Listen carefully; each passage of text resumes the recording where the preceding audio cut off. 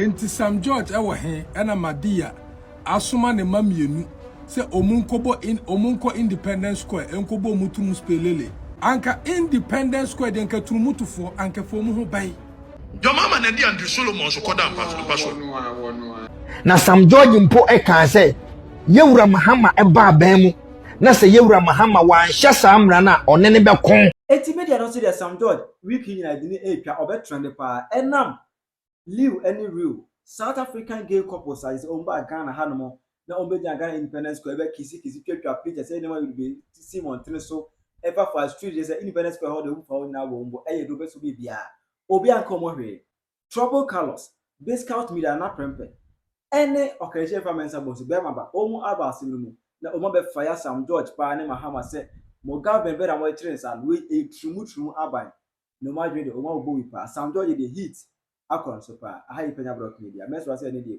obe like video no that I want subscribe to the so click the notification icon for latest update na better wa atwe dia ba me e wo comment section so ba so a no shi video mo so enya bi ahwe edi che be mblo bi ka kira wo say live any rule South African gay couples is over Ghana about 4 days ago. I say the reason why Ghana ha no me menti ase. What I say?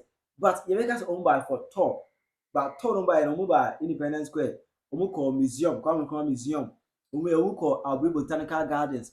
Is omo visit many places e Ghana ha. And the entire omo by Ghana no omo ko do back to omo come South Africa and omo make him post. Now post no and my yet ase the entire by Ghana. Omo make him post and omo try say never in our life did we think we would find ourselves in Ghana doing something so simple and yet so different. A few months ago, we came across an article about the Ghanaian government's attempt to pass an anti-LGBTQ plus bill. If passed, the bill would mean up to 3 years in prison for queer and 5 for supporting someone who is.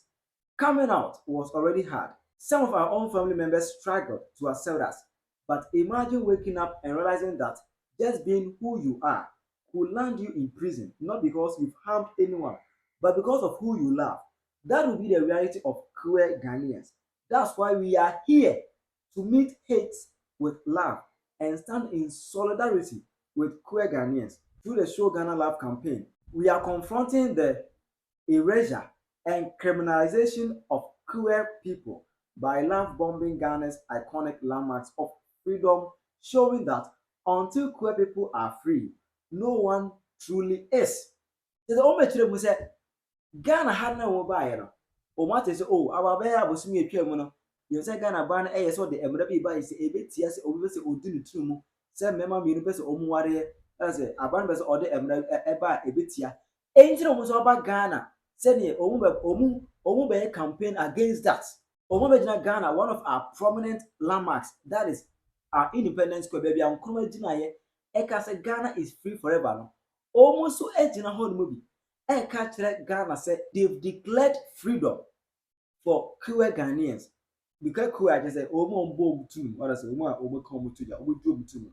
They've also declared freedom to them. Said on Chromagina how no kind of freedom.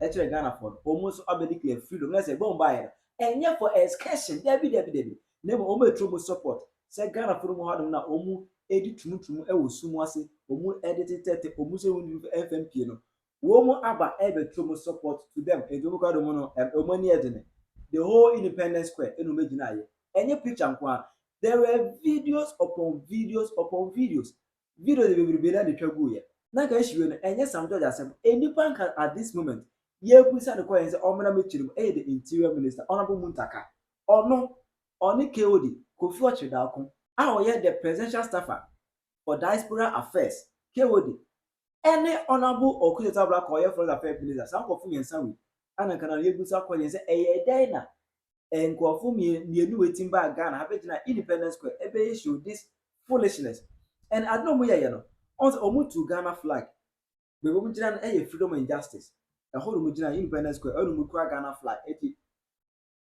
flag na omama so no e dia dance three years in say now Ghana is a country that has accepted that each citizen can freely engage in gayism without any fear. Omobetu flag, this is an initiation. We know a clear evidence. As now the Ghana omu yejitu so wet do true. Beman ba metima wala ntinum ko ma yebi e Independence Square etu Ghana flag e dey say now no Ghana we can do that for free without any fear, without any force from anywhere. Now Obekia Sam George in opposition spoke vibrantly concerning anti-LGBTQ plus na Agufar Embassy Obesan. Sam George ekasa pa na emu on that issue no. Also my bro video there say afnya marking any other TikTokers and ebe fire na at this moment no. Okatakyie Afrifa Troublé Carlos any Bigscout na prempe of Bigscout Media Omumiasa Abel na omunyina no obi abeshare opinion on that. In fact, Oma fire Sam George any Mahama papa Oma fire Oma pa. Enti Sam George ewo he ena Madia asoma ne mamienu se omunko Independence Square enkobo mutumu spelele. In fact, Sam George who ya maya disappointed pa the way na MPP esi woso energy na wudi pushi abana na yeso de tawoti ema wo kra beka se Mahama ba na se wa mama mesanya wo kra no woni Mahama e wo bika ba se ya point ko she baabi a wo sa so ejina wo MP position no as se de enema na nkasa na ekoso Ghana no as wo hunu ye anka Independence Square de nka turumutufo anka fomu ho bai sa Independence Square we eye place a esele Ghana papa unso bia ko Ghana pe ko gina ho panu watwa omu kososo a security for hono mu a omu bo ho ban wo siki permission ansa no wakọ enkrofo ni bi kro ho kra da foreigners ni bi ko mu ju omu ska ansa no mu makotwa picture wo ho ana na me foreigner ni ntro mu bi sa miska no azame me foreigner me Ghana so ati ase enti eba ne sai ena security for amugu hono mo matimi ahwe saa enkoda wa mienu ama matu free all the way from United States of America aba bedru Ghana akwa gina ho akotwa picture krekre ewa bra Ghana yesi turumutu ayade bia ye culture en support ya mamre en support culture ne mamese nyina pe en support ye believe as a Muslims and Christians and support enti kwasia bai ene mo kwan so mo nkogina ho enkoya saade wei a ene wo ba UK nyina picture we air trend a wo be so mo kire so oh Ghana de ye chese ajuo matomo kra e wa bra asem enya no kra picture we mi ko hunu no e wo American one of the biggest vlog no so a blogger na vlog whatever it is chale in fact Sam George mi di hu yawo na mi di hu yawo so ba se wanye bibi amfa ho a wo na wo sori gina ye ema ye bedi wochi se wa mama dia ne challenge omu ye nya position e wo Ghana wo sori gina ye no ene ye bedi wochi enji sa na gina awrade ntuntuma kame awrade wo so ye bibi kamachi entu sori gina ye no sa na gina de sori gina ye no fa no ato aso because one hwe ye na se dane ya no begu so a Ghana enya wo de Ghana enya wo de na nse na abegina ho na enya tete data so ene ebebo wo baso a ye turumutu no so betete so mo ntete so na je se de ekoye ni wo Ghana ye no ne se na ya amene asase ya nyi o me se de omu etu ye ni adai Black Star Square hono mu Black Star Square no mo black baby a je fa wudi kwa me kuma gina ye light torch no na ntrumfo na dey omo be gina ho twa photo shoot omo twa photo shoot e wo ho na we na manfo ni bisa se na jata bruwa no wo he jata bruwa no baby jata Sam George onye jata wo unye jata biawu oye Sam Okra George okra Tumutumu ni ade. Meme nkabi. Me. On peut croire Flagstaff aso. Jubilee aso.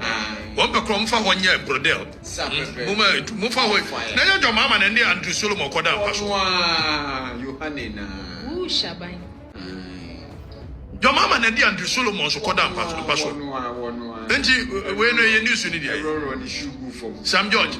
Oni reka akufaro na nke yetwa ne asofo ne so mo ayidi na me na me koka bi imam fo ayidi ana wo mo begina ye Independence Square no mo ye photo shoot efefi o ma no wow Omu wi abehye nkoma kese mo wane ko mo Fabio Parliament ni mo no mo kwan no meda ho why Momfa ketembra me ni hweka. Na wo so my policy, my principle on this matter, and they say agenda setting no more Precisely. Continuously. Expose. They try to put these things in the public domain for a conversation. Yeah. First, I go you can't be in tumu. Now, you want me more so in society. Ferry. Precisely. Also, I be normal. Exactly. I boss in the society. I can't want some normal. Do you know what they are doing? I keep telling people, say, Mono Moya Nyama Bugabuga, Sam George, what the Kaka, or winning, not winning in Tia. You free so, I'm on my Daddy.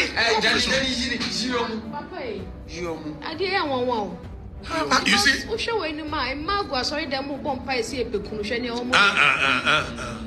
Now, the more we have these kind of conversations in our public space, okay, in our media circles, the more it gets normalized on the psyche of the people. Exactly. And over show movies, baby, no. We show 1, 2, 3, see in Biano. And so some judges what them record. So what then will happen is that give it another 10, 15 years. The kind of people who and they is because ye tiny party. Ebusia NDC amanyokuo 8 years ago. Omode bo na Nadi Danko Akufo-Addo ene NP before so bo say omo ye turumutu na omo soso turumutu so no. Ebusia ene die anwanwasem asem kese si Ghana. Die bi si da Ghana turumutu fo kura no entimi nkoya saa de wi. Emrantie mienu ebusia mini baabi omu firi baaye. Emrantie mienu we etimi afi omu krom aba bedu eye oman Ghana mu. Na omanya baabi ankwanko gina ankwanko twanfo nyini se eye Independence Square. In our previous post, you saw that we landed in Ghana to sow Ghana love, to stand with the queer community and to love bomb this country with every ounce of who we are. Today's mission is to love bomb Bigscout Square. This place is absolutely stunning, a landmark filled with history and meaning. Bigscout Square was built when Ghana gained independence from British rule in 1957. It stands as a powerful symbol of hope, freedom and African strength. It's exactly why we had to be here, because love and freedom aren't privileges, they are rights, and every LGBTQIA+ person deserves both. But to be honest, this was the hardest suit yet. The tension in the air was so real, security everywhere, watching us closely. We were warned not to be too touchy, people staring at us, the energy was heavy. And what stood out the most was looking up and seeing the words freedom and justice engraved on the building, while knowing not everyone in this country gets to experience that. In the background of our photos, a beautiful straight couple was freely taking their wedding pictures, openly celebrating their love, and it hit us. Something so simple, yet something so impossible for so many queer people here. We didn't come here to play it safe. The tension was real, but so was our purpose, to meet hate with love, and to take up space, and to remind Ghana's queer community that they are seen, they are loved, and they are never alone. Stay tuned to our socials to see what happens next as we continue to show Ghana queer love. The revolution has started. We will protect the innocence of our children, and we will fight against any influence of LGBTQ, comprehensive sexuality education, or homosexuality in our country. We will not allow for same-sex marriage to be in our country. Ebusia emfonyini die omotwetwa biankasa. Ana chese emema mienu omudi do. Na ebusia samme kaya enkofo anase amanyokuo baako a wagigina mu ene to NPP fo kura so say NPP fo ye turumutufo enu nti ana ye emra na ye hye se ne benya obi nkoye saade no NPP fo embeso mekwa omegi atum na po ewo 55 oni baba akokra wa anware kra da na nse ya no aware na oye dey to satisfy his sexual desire na oye dey o worry ye any 3 months.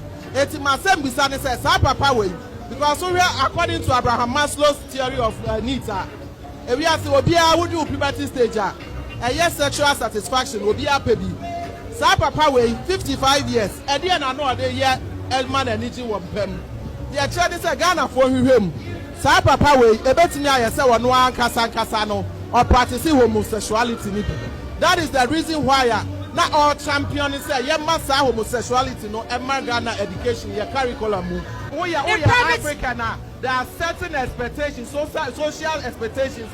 Then maybe a wunya 30, 35, for comfort. We are normal human being. You should be married and have children. Now, Omodo Monsa Asha Samra na say. Na Sam George mpo e kan say, Yewura Mahama eba bemu. Na say Yewura Mahama wa Asha Samra na onene be kon. I mean, if you get a nod, how far would you hope to push it? The president, your candidate, when he was interviewed on the BBC, he said he would now look into what is in that bill. You know, that's a misconception that's been put out. And I listened to that full BBC interview. President Mahama has been clear that he will sign that bill, and he has no option than to sign that bill. President Mahama will know no peace from Sam George until he signs that bill. And he himself has said that to the clergy, that as a Christian, as a member of the Assemblies of God Church, he will sign that bill. Ebusia ebesine. Esanse aduane ehye omonum. Esanse omofuru aboma. Na mpanifo se yedidi a yen kasenti no. Enne Sam Georgia na owo opposition na waya no mo se wo yejata. Waya no se na ni ade. Waya no se one de sa no ma we de on soso no. Enne Sam George jata no wadano wakra. Wadano wakra waye din aginamoa on kasa. Sam Georgia ebra na NDC for wo opposition na oposo te se kraman a wabodam no. Enne Sam George atolimu. Sam no we nyina ekoso. Imagine when the kind of hypocrisy, the kind of nyachum NDC amanyoko no ye. Imagine say ankasabe we esi yewura na na danko akufuado ene NPP timer akamu hu press conference ahodo anka Sam George ebe na front said yehuru ni trum ebe ba begira kase de tia omampanyini small boy obegyina no okasa wa ahomaso kwan so edi dimpanifo atem ebu mpanifo animtia ene Sam George mu nyina yedin NDC fo binum akoma no atum NDC fo bebre omaka oma no atum because oma ban ene woso eti ade bia omukasa di tiaye ewa ye NPP amammo mu bia no ene se ekoso a NDC ni nkasa emfa ho enoma NDC fo ekasa tiaye ebra na NPP fo wa amammo mu ene de eye enoma no mo se enye omukasa tiaye ene de NDC na aba power ye darling boy Yewura Mahama na aba power eti emre bi atwam na enya ene de ye eti NDC fo sabi obi aka na no atum ene Ghana ye Independence Square adani gay fo edi twamfo nyini etwa eye shooting akese edi do ewo ye Independence Square ebusia enimguasie benes ni wi enimguasie benes ni wi nana pepe ankamere memfa ho ba sabi adua babone na wudua e no eno ana ne aso wo se wutwa adua na wo de share fom ene aso ite wo se wutwa nana pepe ankamere memfa ho ba ensama NDC fo binim ede ye propaganda NDC fo bi ekasa di tiaye edi mpanifo atem awo Ghana kuro no ene Christopher amu Ghana Christopher nyaachum Prophet Kofi Oduro nyaachum uhu ye Prophet Kofi Oduro uhu ye medini se uhu so a obeka wano atum because ye nyaachum ebia me kan ene de be kenyaw amu aba be kasa dia fa ho Prophet Kofi Oduro mu nyina te Ghana ekasa tiae se NPP for eso eye turumutu NPP for eso eye gay for so enu nti ana mo mpese omesa eye saa bill no ene Prophet Kofi Oduro won wa ban no aban na wo ye campaign e de ma wo mo no ene mo de omama ho kwan ama ye de ye Independence Square hon ye Independence Square won de omama kwan ene ye Independence Square omo de ye me Independence Square o me twanfo nyini wo ho me twa video ho ye wo national security for mpanifo o mo tetete ho ye wo eye enkofo o mo te ho a o mo bo ho ban se wo tu drone kura na o mutimi ba be catch o se ye ntu drone e wa ha me o match me drone da baby a Ghana ni se bi mi nye gay me twa video na me shoot keke e dia promote Ghana ebusua me kodru ono omo say omo ma me ho kwan ma me into drone because all is security zone yate baby a security zone no ana mama ho kwan ama nkofo omo ye gay ejina ho teponko so ekitwa pictures. The tension in the air was so real, security everywhere, watching us closely. We were warned not to be too touchy, people staring at us, the energy was heavy. And what stood out the most was looking up and seeing the words freedom and justice. Baby a security zone no ana mama ho kwan ama nkofo omo ye gay ejina ho teponko so ekitwa pictures. Even dogs omo need room.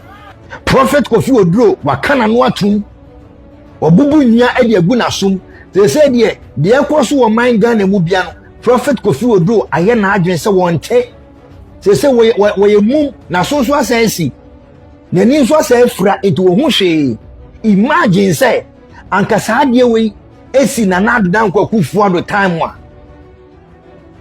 imagine say anka saade we esi na nadan kwakufu ado time a anka Kofi Oduro beba betiante ma ba be ye tie omanya emu mpanifo esoso turumutu so anka sei ene nsama anka wene nsama Kofi Oduro anka obeba beka samuntie omanya wososo turumutu so ene de Kofi Oduro wa ban na aba power enti waka wano atum wa ban na aba power enti waka wano atum eye Kofi okyereda KOD wo so posti yo wo posti ye ebusa nyansa questions ba esan say NDC for pennyfo binum omamu appointment na sebi omuhu say de o kyerɛ no ene de wo post ebegu aban na nimu ase no empofiri mo na omo frɛ no say abrantie yi de wa post ni free ho entempana ana KOD Kofi wa kyerɛ da KOD oko delete sa post we ba KOD onya smart onya fast Facebook no so no so wo di bibi to ho na wo delete a yen sa Canada etino eni kwanza nka wo ha wo se wo delete because the moment we hear why say wo delete no yen na edin kan a download the ato the trans screenshot na ato dada edie menti ana KOD uko delete ye KOD ubusa nyansa question but as I say pressure call from above yama wo appointment na aduane hye wo num nti e wo se wo ka wano tum te se eye ye friend se Kofi Oduro e wo se wo ka wano tum te se eye ye friend se Sam George e wo se wo ka wano tum te se eye Captain Smart etino KOD and empofrum na ana okọ ye no ko delete ye on pen ho asem because when delete a one sha ye beje eye na appointment na free nsem into ko delete ye ba o delete ye no ye wo screenshot no wo edie be ntina wo delete ye mo nim guase mo enim guase a atomo mo anamo na mo siese mo so turumutu so na NPP amanyekuo no NPP baomia na na de danko Akufo-Addo omo ye turumutufo na po eye turumutu Kevin Taylor betra social media so ejina sanse we so edi na patem Kevin Taylor ejina sanse we so eye so many videos edi eye na patem se na po ye turumutu NPP for ye turumutu enu ntino mo mbeso mbesan no ene mo party na aba abem hwede ekoso ewo ye Independence Square hwede ekoso ewo eye Independence Square mona mo se mo nso turumutu so no ade tina mo bae mo nkosan yompo dia anka eye Parliament House no mo majority enti mo hia se mo bekwa akoto so aba o sibia mo di levy eba no mo fa kontinu ase entempana moko sanye ema no be ye mra no ade ntina eye LGBTQ++ ne de keke ka ho no emra no mo nkosan ene Captain Smart waye nanim se kwakuo Captain Smart akana nanim asim Captain Smart akana nanim asim akana no atum nyaatwem ne fura ma ne party na aba power it won kasa Bampanin toto te samo mupa munye this stupidity. I swear on the last drop of my blood and I come back bomb to Captain Smart. We will march the youth to parliament and we will deal with all of you. Trust my words this morning. Listen, let me sign this and let me say this. try that rubbish. And me, I will lead the youth to parliament. Captain Smart. The and then get your bullets ready. I am willing to die for this country. You will believe me in this country. Make come be here. Make come in and influence watch from. Captain Smart, the king of morning show. Come over, Pomu. Mopamu ye mema. Moji trumu bema di bema to. And tumo krom ha. Kuba usa say captain wa boda mampa. Imagine say anka way esi na nad down kwa kufu the timer. Anka Captain Smart anope tutu. Nanka we sinani na ne tawo gunuko. We twetwa bi eba be keke bi di a kire ye o mampanyini. We twetwa bi eba be keke bi e di a kire o mampanyini. Ene omu nyina akoma no atu. Kwaku atenga. And na left or ba left. Anka kwaku atenga betena YouTube aba betena eye Facebook. Ene TikTok aba be keka nkwase asem. Se mususembe na ebe yi. Waye ne na left. Anko beba be keka nkwase asem egina na de dan kwakufu ado atem. Owi a no asa aka e de apisu se mekasa e kire eye badwenba. Mr. Badwenba Brabonte ne bra be kire wa adwene. Ebi aba nya atwumfo NDC nya atwumfo ene mo monim guase Ghana fo nyina hu su ene mo ban Ghana fo nyina hu se mo nka no kore mo de na da ne atro ene beji tumi keke ene Ghana Christopher NDC fo de tumu trim se NPP fo so tumu to so na NPP fo ye tumu to party om de abususem e ba Ghana no mo NDC mo darling NDC ne bayen hwe Independence Square eto de bi wa mo asofo mo kwaje ho ebom paye mo kwaje ho eye crusade mo kwaje ho ekoya sorry Independence Square ho no ho na ene ye de adane turumutu ho na ne turumutu fo ne ba omukotwa mfonyini e de toma wiase mansan nyina hu se Ghana ye freedom and justice no ene sa mfonyini wei ama ewiase nyina ehun se turumutu no Ghana yagiatum because freedom and justice etene san mfonyini we amrantie yi omutwa yi ewie peye a message a big message and omo cut across the world say ena oba Ghana yagi turumutu atum because Ghana no ye coat of arms no ya twro ho say freedom and justice eje say omo manya freedom no and we say justice account say oye gay ni a untimi fa won nka no untimi nya ne hwe obetimi aye ni gay sem obetimi aye ni tumu sem and Ghana because freedom and justice mo message na boys we omode akwa wiase mo message a omo spread it to the world to say Ghana officially samranti we patch say Ghana ya jige atum okuje to abrokwa fa won e de be na wo ka de afa ho Sam George de wo ye nya atwum eye nipa bia won kan kore ene mo manim guase Ghana Christopher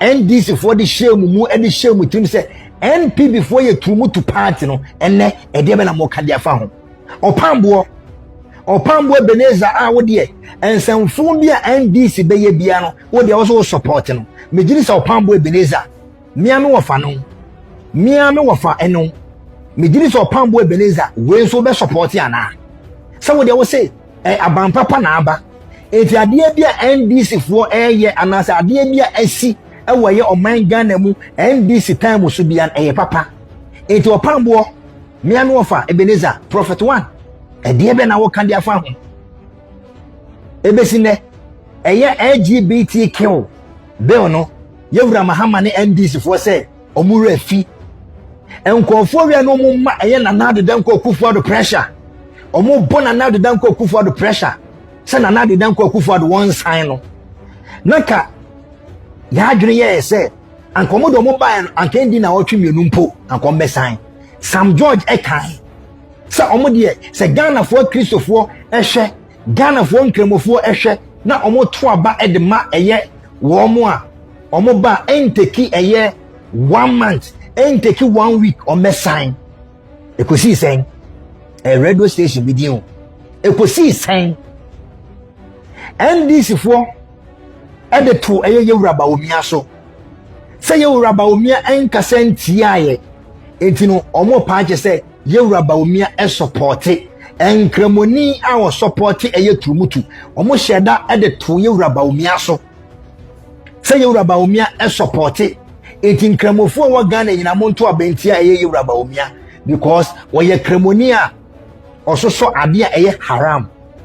And my yen cremofo jina so kotuaba. As making na ye rubber umia akase de tia.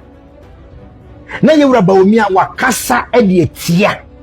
Sa ono no die on support it by change na kind yewra ba omi ampo na danfo kura enye turumutu ba ye man panyini se na danfo ba akwa allege se na danfo ba akwa e turumutu allege as yewra ba omi a na danfo bi enye turumutu woni eye adanfo bi o e turumutu enso mo sheda de to no so nyaatwum Ghana fo nkremofo nyaatwum Ghana kristofo ebinom e de to no so to abadi tia. Ladies and gentlemen, I would like to take this opportunity to personally comment on the raging issue of LGBTQ in Ghana. First of all, it is important to note that our cultural and societal norms and values as Ghanaians frown on the practice of homosexuality. Furthermore, as a Muslim, my view on this matter aligns with the position of my religious faith. Allahu Akbar! Allahu Akbar! The Holy Quran is replete with verses frowning on LGBTQ acts, including same-sex marriages. My faith is therefore very strictly against the practice of homosexuality.